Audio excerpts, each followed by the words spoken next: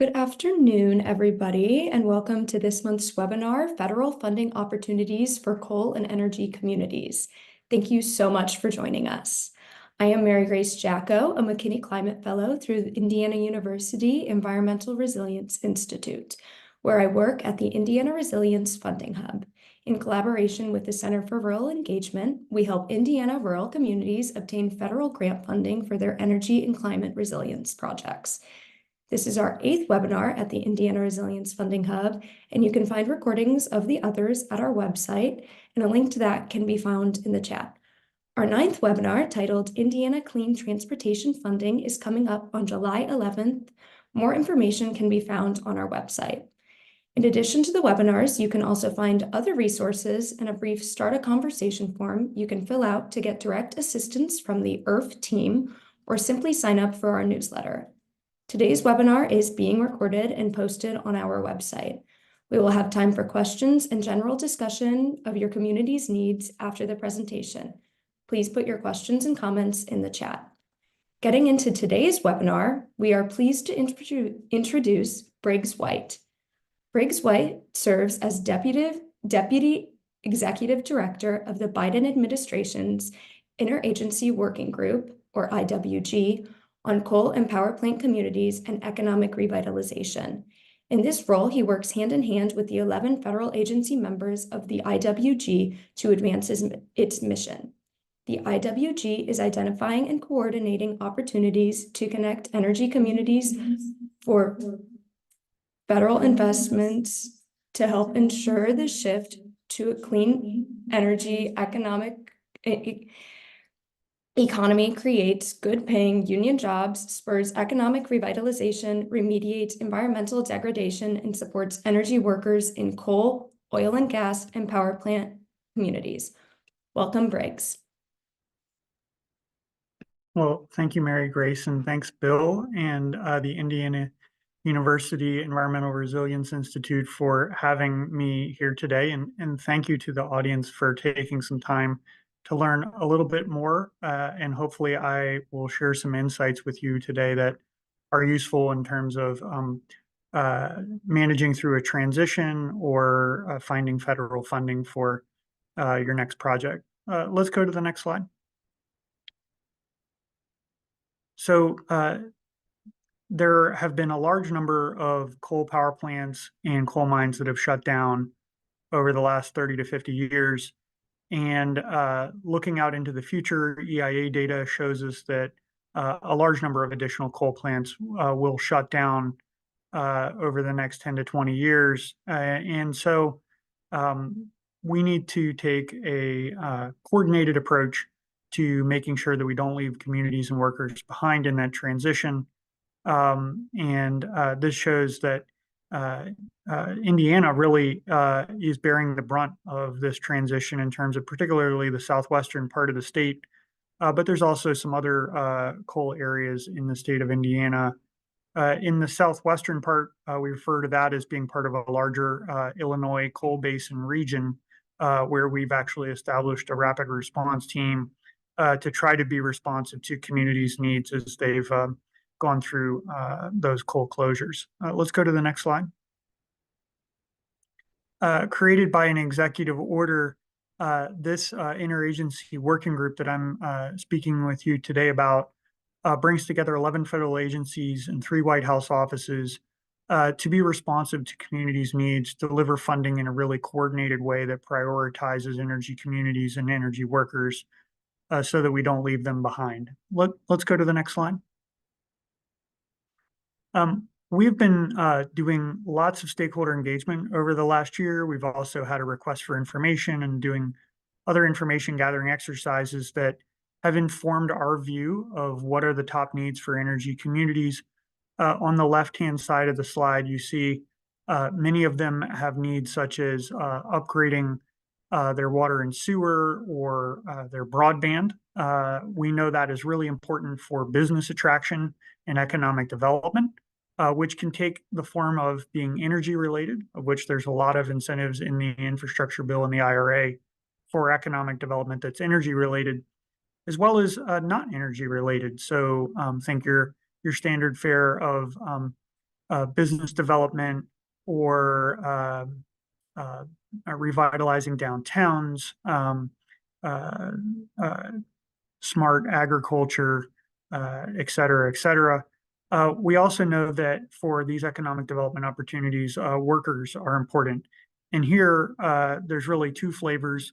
One is supporting workers that lose their jobs due to the decline in the coal industry, but also helping provide a workforce for economic opportunities that can create those jobs and offset losses in tax revenue. We know that many of the communities where these coal plants and coal mines are located lack the capacity in order to do the work that they need to do and then ultimately go after federal money or other resources to chart their future. We hear that affordable housing again and again is a real challenge with population loss. That affects local tax revenue, particularly school districts, but also for new economic opportunity, workers need to live somewhere, and affordable housing is a challenge. And finally, many of these communities have former legacy coal assets, and those brownfields, coal mines, coal plants represent an opportunity to create jobs through environmental remediation, as well as to address environmental justice issues of the past. So, what can the federal government do about it? The federal government can't solve all these problems, but it can make life a little bit easier and be a better partner through things like reducing the requirement for matching funds, reducing administrative barriers to accessing federal resources, simplifying the grant process, both on the front end when you apply for it, as well as implementation, speed up decision making and improve communication in general, and then try to consolidate funding opportunities as much as possible so that one application can meet multiple needs and generally be more flexible. Let's go to the next slide. So in response to these needs, we've established a few different resources. The first one is what stakeholders have asked us to create, called a one-stop shop at energycommunities.gov. So if you get nothing else out of this today, I would encourage you to check out energycommunities.gov, sign up on our sign up at energycommunities.gov to be receive newsletters, receive event notifications, receive funding opportunity announcement updates. That's just a useful resource for you to have. You'll also be in our network when we hold events in the future, and we can make sure that you're invited to participate in those. At the one-stop shop, the cornerstone is really a funding clearinghouse. So this is a sortable database. It's been curated specifically around funding opportunities that either are exclusively for energy communities or are highly needed by energy communities. So take broadband, for example, something that many rural energy communities need. We have those in the clearinghouse, and you can sort on a variety of different ways, such as do they require cost sharing, funding deadlines, et cetera. The next thing is that if you have questions after going through there, feel free to reach out to our navigator. So we have real human staff that can respond to an email and even set up a 30-minute virtual consultation to help you triage which is the right funding opportunity. We know you don't necessarily have infinite amount of time, and make sure that you've got the right information before you take the time to submit an application. If you're not really sure where to get started on the whole process, we have a getting started guide. It's a 10-step process. You don't have to start at step one. So if you're a little further down the road, you can start halfway and maybe just jump right towards how do I get funding, or maybe build a coalition around a project idea. We also have just a variety of resources. Here, I'm differentiating these from funding in that they're more informational resources. We also have a tab specifically dedicated to technical assistance. We know that's an important small amount of money or support that can lead to the bigger amounts of money that can move the needle for implementation of projects. We created a success stories panel here recently, and that's really to lift up case studies, because we've heard from stakeholders that they want to hear, well, what else is working around the country that maybe they can learn from and emulate. So we've established a success stories panel. And then finally, the tax credit maps, particularly around 48C and the Energy Communities Bonus Tax Credit. Both those maps are housed at energycommunities.gov. Next slide. So the one-stop shop is our centralized resource that's just passively available to anyone. On the ground, we have rapid response teams, including our one in the Illinois Cold Basin that's available to stakeholders in Indiana, where we have formed teams of federal staff, ideally ones that actually live and work in these communities that can sustain the relationships and help break down barriers, work in a coordinated way, and make sure that stakeholders have a connection with the right point of contact. We have held a number of events and other activities to really try to drive funding into these places. And so these rapid response teams are a mechanism to drive funding, but also to listen and make sure that um, stakeholders' concerns are being heard, and that's being translated back to Washington to inform future policy design and outreach. Next slide. So just setting the scene a little bit for an Indiana context, we know that Indiana has a strong legacy in energy, obviously coal, but also other fossil energy resources, a heavy manufacturing state, and is increasingly also being home to renewable energy as well. Indiana has been the beneficiary over the last few years of significant both federal and private sector investment. Never enough going quite into energy communities, and so we want to constantly work with you as partners to make sure that we are guiding as much of that money as possible into these communities. There was a large uh, hydrogen hub announcement of which Indiana participated and was awarded along with a number of other Midwest states. Intech in Western Indiana received a 48C tax credit.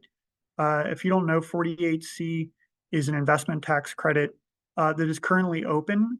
So we're soliciting concept papers due June 21st that allows for the creation or expansion of clean energy manufacturing facilities. It also can be used for decarbonizing high GHG emission industrial facilities. Great to see Intech receiving that project in Terre Haute. We, since launching this rapid response team in the Illinois Coal Basin back in September of 2022, we've done a lot of ad hoc outreach. I'm thinking of Petersburg and Pike County, for example, but with also other stakeholders. We have done an event in Evansville just not too long ago in April. We were in Evansville and invited a number of stakeholders, whether it was communities, union officials, economic development officials, folks from the state, to try to drive funding through the 48C tax credit, which actually has a set aside specifically for coal communities, but also other federal opportunities through our colleagues at USDA and other agencies. I did want to flag that Pike County was the beneficiary of participating in the National Association of Counties Action Challenge. And through that, the team is developing a strategy around business attraction and workforce retention. And some of those strategies can be shared more generally. We know that business attraction and private sector investment is something that a lot of communities are interested in.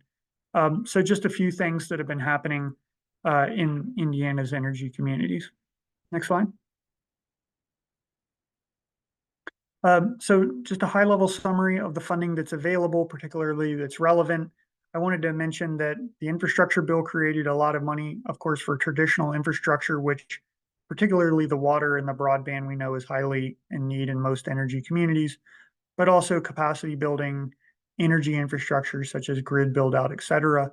The Inflation Reduction Act had a number of resources, particularly on the renewables build out, but also energy efficiency and just energy in general. Many of those were housed at Treasury, DOE, and USDA, but also EPA with its Greenhouse Gas Reduction Fund has a big fund that'll be was already announced, but is going to be more fully implemented here in the coming months. And so that money will be available. But through the annual appropriations, we have a large number of other resources that are available, such as supporting dislocated workers, workforce training, economic development. So, obviously the energy related resources in the middle of the panel are relevant for economic development, thinking of repurposing fossil assets where DOE has a $250 billion authority to provide loan guarantees on repurposing coal plants, coal mines, pipelines, et cetera, but also more general economic development, like through the Department of Commerce's Economic Development Administration, SBA, USDA, the environmental remediation, both through the infrastructure bill and more general annual appropriations, housing, as I mentioned, and a variety of agencies. Here I have three, but there's also tax credits available for climate smart housing, energy efficiency upgrades, et cetera. And then sort of more general social services, things like Black Lung for former coal miners and other resources. Let's go to the next slide. So those are some of the bigger pots of money that are most relevant. I did want to just really emphasize that if folks aren't really sure how to get started, there are the resources at the one-stop shop that I mentioned. There's also additional technical assistance resources, such as, for example, EPA's Environmental Justice Thriving Communities Technical Assistance Centers, which provide resources particularly for accessing federal funding. So those can be helpful. Also want to applaud our host organization today in playing a role in terms of helping communities, helping stakeholders access grant opportunities. Really excited that they're playing the role that they are. Let's go to the next slide. So just sort of jumping to what's the latest, and then I'll wrap up with some calls to action. So what's new? I mentioned the Greenhouse Gas Reduction Fund. As that is rolling out, those $20 billion worth of projects will be capitalizing investments in organizations such as community development financial institutions that will be then investing in projects such as housing, such as renewables. There will be workforce resources. It's a great moment to be taking a look at some funding opportunities. DOL has two different funding opportunities on the street that are relevant for workforce development. Also EPA has a brownfields training job development funding opportunity. Of course, there were the EPA power plant rules that came out a few weeks ago. And what's new, particularly about them, that I wanted to emphasize was that in the proposed rule, states would be required to develop plans that clearly identify when coal power plants will shut down, which will provide more certainty around those closures. We know those closures are still very challenging to the local economy and workers, but hopefully by providing more clarity around when the closure is going to occur, and then states developing a forward-looking plan that also includes community input, that will hopefully provide a good chance for a smoother transition for those workers and communities where they can get in front of that closure and access the resources and do the planning that they need to do. The president on Earth Day announced a partnership between our federal working group and AmeriCorps that is looking to place volunteers actually in energy communities, because we know that capacity is such a challenge. And so we're looking to roll that out sometime soon. And then finally, I mentioned the 48C round 2 deadline, June 21st.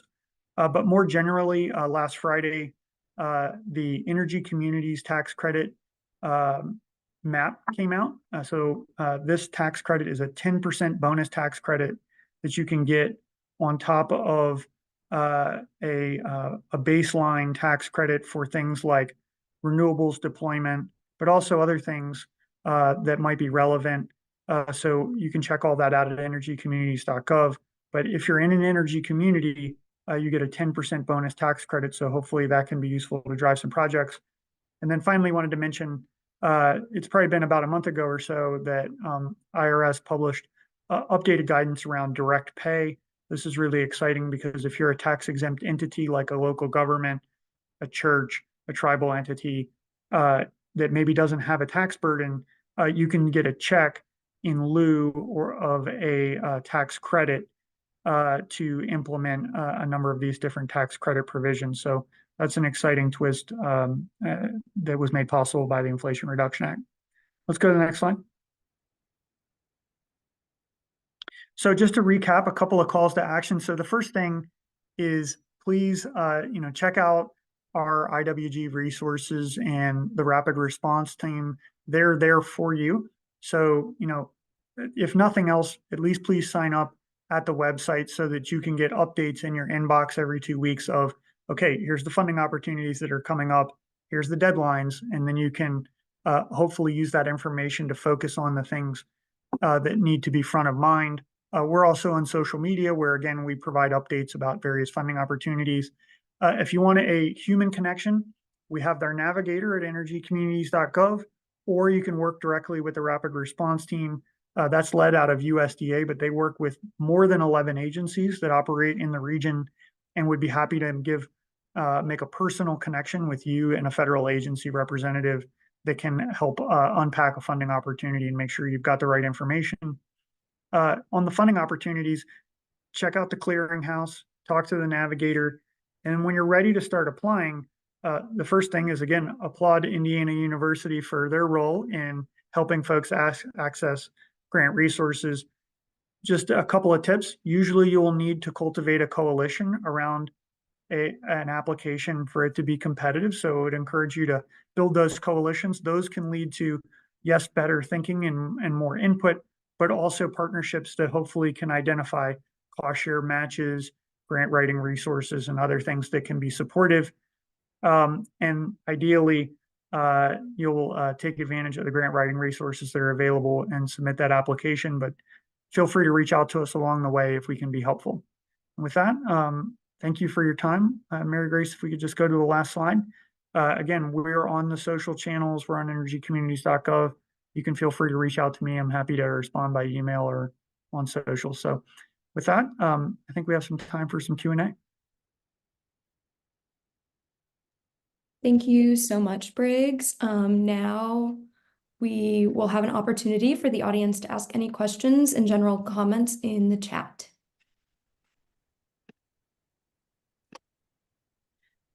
So starting off, the first question that we have is, how do you know if you are an energy community? Well, there's a number of different definitions, so I could understand why the question might be asked. It really depends on the purpose driving the question. So we, in our initial report to the president, identified Southern Indiana as one of our top 25 energy communities. So with respect to our intent to do outreach and engagement, you're already there if you're in Southern Indiana. But with respect to these tax credits or grant provisions, you really have to go funding opportunity or tax credit by tax credit. And so again, the two tax credits that are relevant, you can check those out. We have maps of those at energycommunities.gov under the tab for tax credits. For grant opportunities, there are certain ones, and really you have to look at the NOFO or funding opportunity, and it will have either a narrative description, say, take, for example, EDA's assistance for coal communities. They require you to provide a narrative justification for why you should be determined to coal communities for the purposes of that particular funding opportunity. Whereas others like DOE had a funding opportunity called the Advanced Energy Manufacturing and Recycling Grant Program. That's a mouthful. But basically that produced manufacturing facilities in coal communities that had the statutory guidance that came from Congress that said you need to be in this certain geography. And for that funding opportunity, there was a map created. You can find those definitions usually on a landing page for the funding opportunity, or feel free to just reach out to us and we can point you in the right direction. Thank you. Our next question is, do you have any examples of success in other states? Sure. So success looks different depending on what local communities want to see. And it also looks different in different places depending on what's happening. A few different success stories come to mind. One is an example of repurposing the assets. We know these communities have a lot of assets. In Farmington, New Mexico, they repurposed the San Juan Generating Station, which was a coal power plant that shut down last year. And a company called D.E. Shaw Renewables came in, took the interconnection, the transmission that was available and was no longer being used by that coal plant, and actually established a solar plus energy storage project that is now connected to the grid through that existing transmission. So no additional transmission had to be built out, and that project was created there. Another one I would point to would be in Weirton, West Virginia, that a former site that was used for steel making. They took that brownfield, cleaned it up, and then are now manufacturing long duration energy storage. The company is Form Energy, and they're actually a long term tenant on a property that was the brownfield was created by a Frontier Group. So there's two in terms of repurposing assets. I would also point to a few other examples. We learned about in Eastern Kentucky about downtown revitalization. And so there, through a combination of the Appalachian Regional Commission, EPA, and a few other agencies, folks were able to come together and support the growth of small businesses and take some properties that were blighted and renew those to create housing options. So, success looks differently depending on where you are and where communities want to go.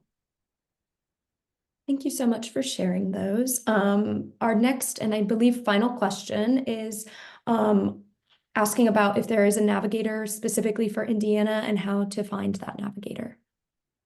Sure. So our navigator is our rapid response team. And there I would point you to our lead. So we have a person, and I'd be happy to provide that contact information. Mary Grace, maybe you could send that out to this group afterwards if that was appropriate, but we can certainly make that information available, and that person can either engage with you in to triage what you need. Also, from time to time, they hold project funding fairs. So that can be an opportunity, whether in person or virtually, to get together and try to find alignment of funding with particular project opportunities, or just follow up on a virtual call and make a good connection. So a variety of different mechanisms, but yes, there is a group of federal folks that are specifically dedicated to Indiana. Well, thank you so much for speaking today. A special thank you to IWG, Bill Brown, Jonathan Hines, and everybody who has attended today. Before we wrap up, please mark your calendars for our next webinar on July 11th at 1 p.m. titled Indiana Clean Transportation Funding, to join us to explore funding opportunities for a greener future. Thank you and see you next time.